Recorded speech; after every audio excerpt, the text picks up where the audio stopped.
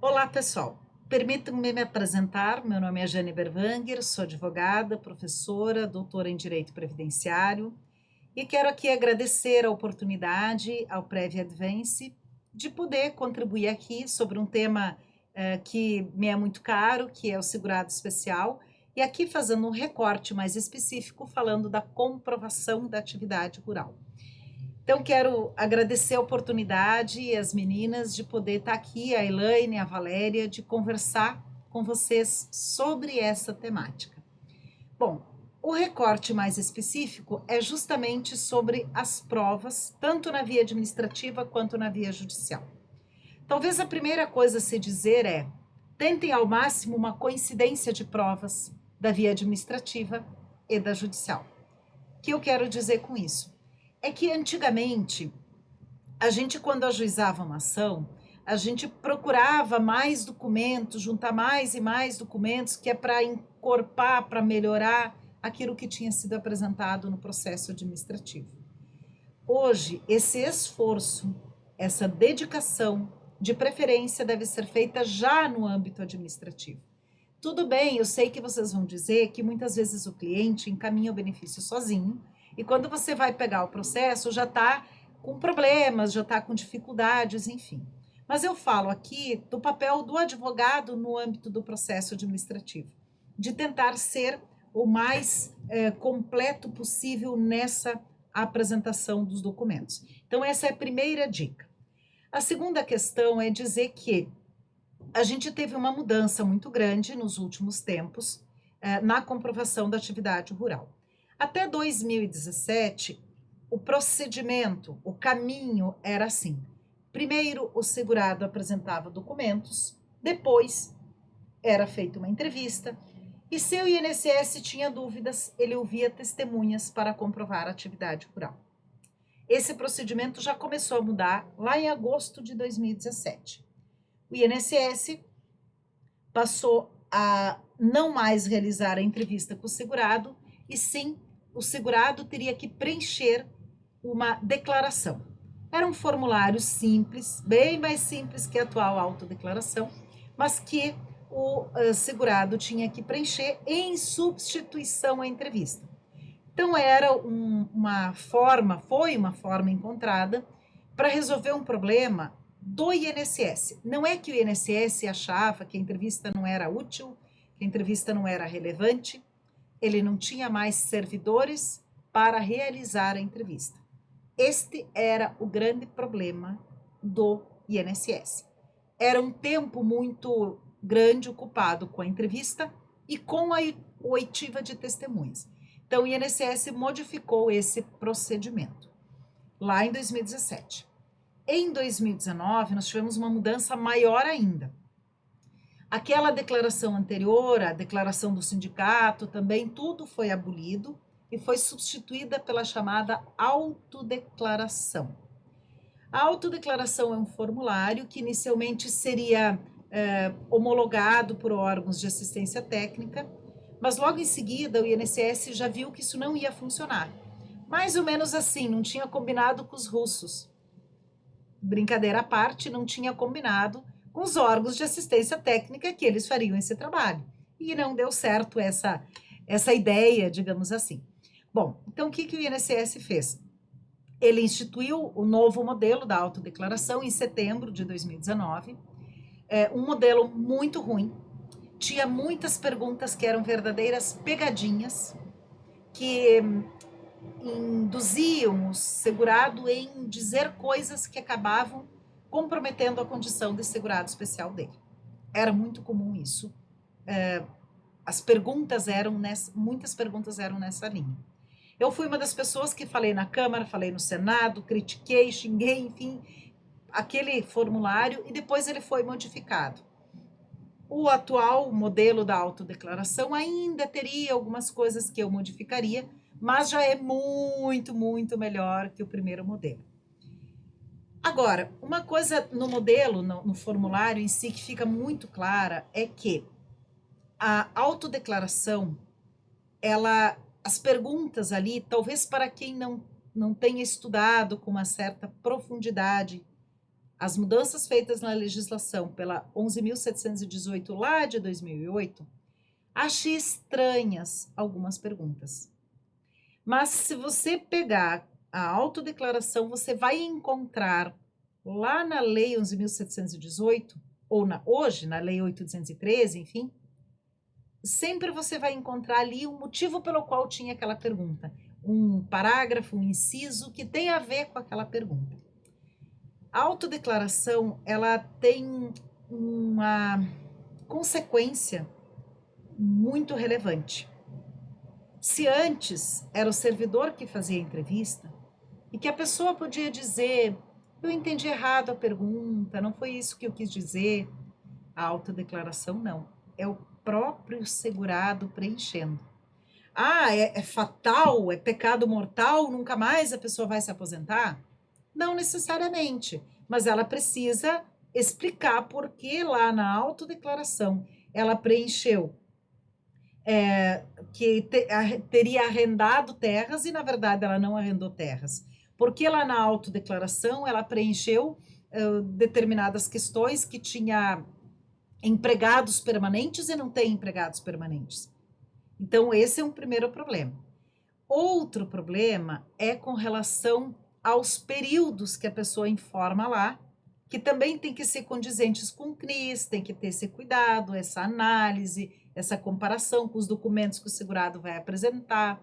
Então, não basta preencher o formulário, é preciso analisar bem, é preciso contextualizar bem, é preciso ver se os documentos condizem com as informações que o segurado trouxe, se não é necessário fazer uma investigação um pouco maior sobre alguma questão estranha no CNIS ou nas informações do segurado. Além disso, algumas perguntas da autodeclaração deveriam fazer com que servidores do INSS, conselheiros de juntas e principalmente o judiciário se perguntassem: por que, por exemplo, consta na autodeclaração individualmente ou em regime de economia familiar? Porque a pessoa pode exercer atividade individualmente. Por que na autodeclaração pede para relacionar os membros do grupo familiar que exercem atividade rural? É porque é isso que importa e não aqueles que não exercem atividade rural. Gostaria muito que a autodeclaração, na medida em que ela foi baseada no texto da lei, ela levasse uma reflexão pelos órgãos aplicadores do direito previdenciário específico para os trabalhadores rurais. A autodeclaração sozinha, ela não resolve, ela não aposenta ninguém, como se diz. A autodeclaração precisa ser homologada, não mais por órgãos de assistência técnica, e sim pelo próprio INSS. Bom, por que o INSS trocou essa sistemática? Em vez de jogar para órgãos do poder lá de assistência técnica, o próprio INSS vai fazer a ratificação. Porque ele confia no cruzamento de dados. Então, a primeira tentativa vai ser cruzar os dados. A pessoa informou uma área de terra. O INSS vai consultar a declaração de aptidão ao PRONAF, e aí um documento que era desconhecido por muitos agricultores, que era desconhecido por muitos advogados, passa a ser o documento-chave, ou a informação-chave para a concessão do benefício. Não tem declaração de aptidão ao PRONAF, não quer dizer que o benefício não vai ser concedido. O INSS vai para um outro rol de documentos. Na verdade, então, a DAP é o top, né? É o top, é o documento mais importante. Não precisa nem ter o documento. O INSS consulta a base de dados governamental. Não tem declaração de aptidão ao PRONAF, que é o Programa Nacional de Fortalecimento da Agricultura Familiar, aí passa para análise dos dados da Receita Federal, do INCRA, do Registro de Pesca, do microempreendedor individual, uma série de dados. Aliás, uma outra dica, segunda dica, vocês precisam conhecer o ofício circular número 46 de 2019 na sua íntegra, Quem não tem na sua íntegra, peça para mim no Instagram, no direct, que eu mando. Peça por e-mail, eu mando por e-mail, porque ali é difícil anexar um documento pesado. Então, peça por e-mail. O meu Instagram é @prof.janeberwanger, @prof.janeberwanger. Peçam lá que eu mando o ofício circular na íntegra. Esse ofício circular é hoje o instrumento normativo que orienta os servidores na análise das provas dos benefícios rurais. É ali que nós vamos encontrar como o INSS faz essa análise. É ali que diz que, apresentada a autodeclaração, primeiro o servidor vai ver se o segurado não colocou coisas na autodeclaração que afastam a condição de segurado especial dele. Não colocou, passou no primeiro teste, venceu o primeiro obstáculo, isso parece um jogo, né?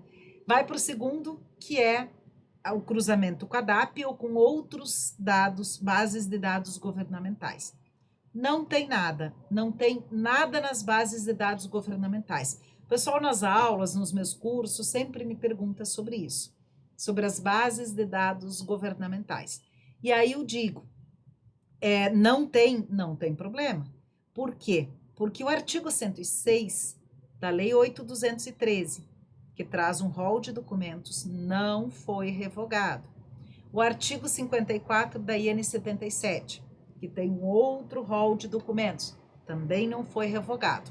Então, não tem informações na base de dados governamental, o segurado deve apresentar documentos que venham a corroborar, portanto, a essas informações que ele prestou. E aí eu volto ao que eu dizia antes, que você, como advogado, precisa verificar se os documentos condizem com as informações prestadas pelo segurado, se isso se encaixa.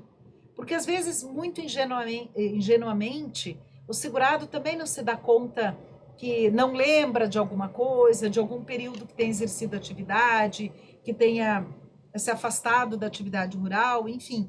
E aí você acaba deixando de inserir essa informação e acaba, então, tendo problemas em função disso. Então, vamos lá, autodeclaração mais cruzamento de dados da base governamental ou documentos apresentados pelo segurado. O servidor analisa e concede ou indefere o benefício. A autodeclaração, ela pode se limitar, no caso, por exemplo, de benefícios por incapacidade, os últimos 12 meses. Mas também ela pode contemplar um período maior para que o segurado já forme uma comprovação para futura aposentadoria. Professora, é melhor fazer uma coisa ou outra? Eu acho melhor, nesse momento em que a coisa ainda é um pouco instável, fazer apenas o período necessário para o benefício por incapacidade. Mas não é errado fazer todo o período. Aliás, uma questão também interessante é que, às vezes, eu tenho orientado, tenho dado muitos cursos sobre isso, preencham dessa forma.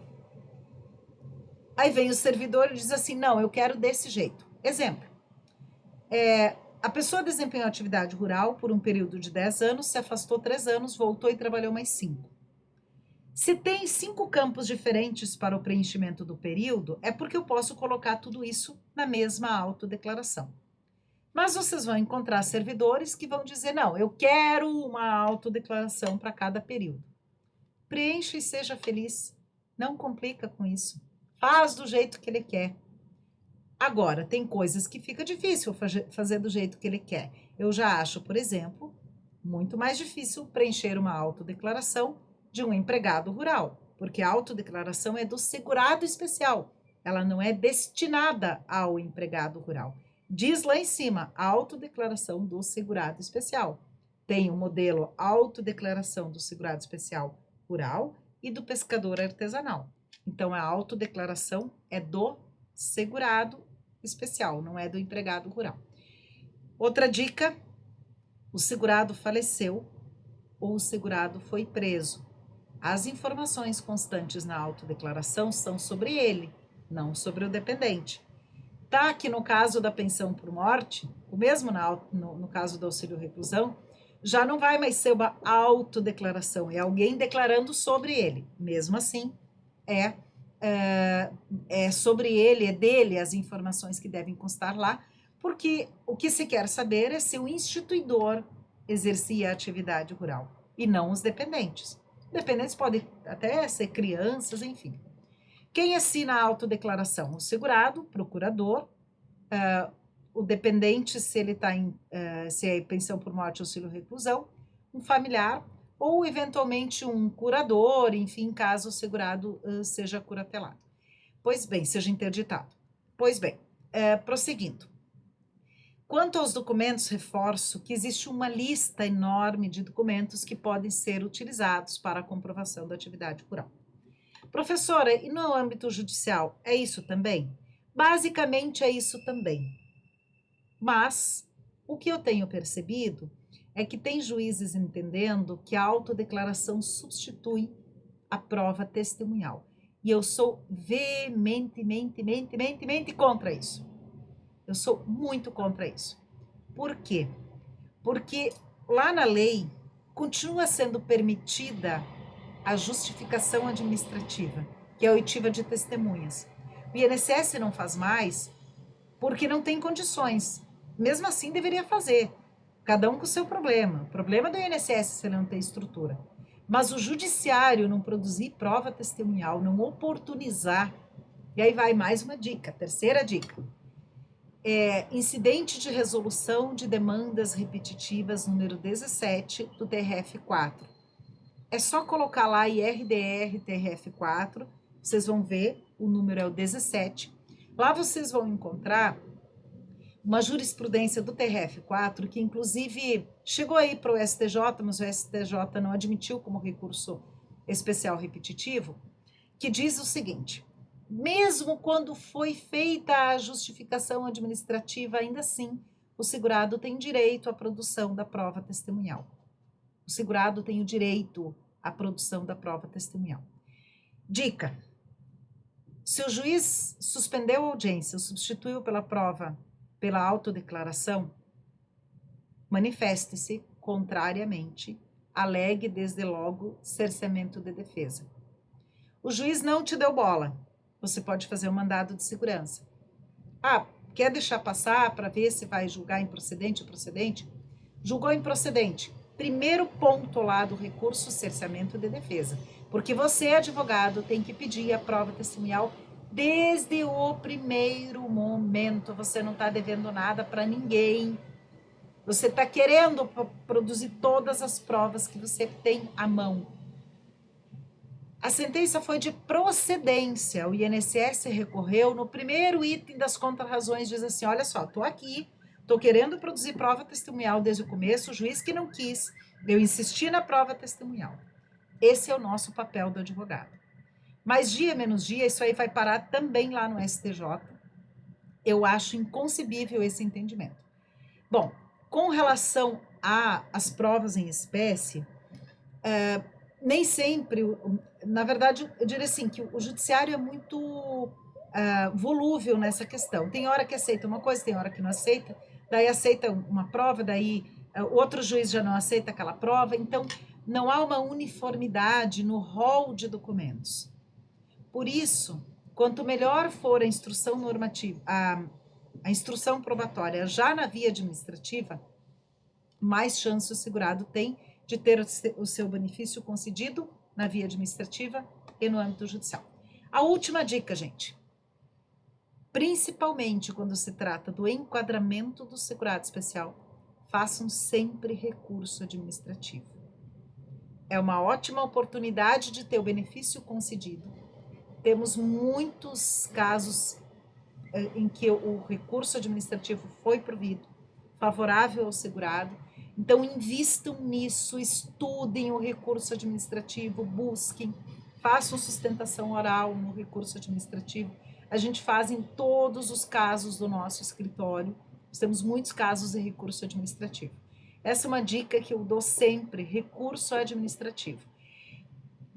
As juntas de recursos, ou as câmaras de julgamento, têm menos subjetividade.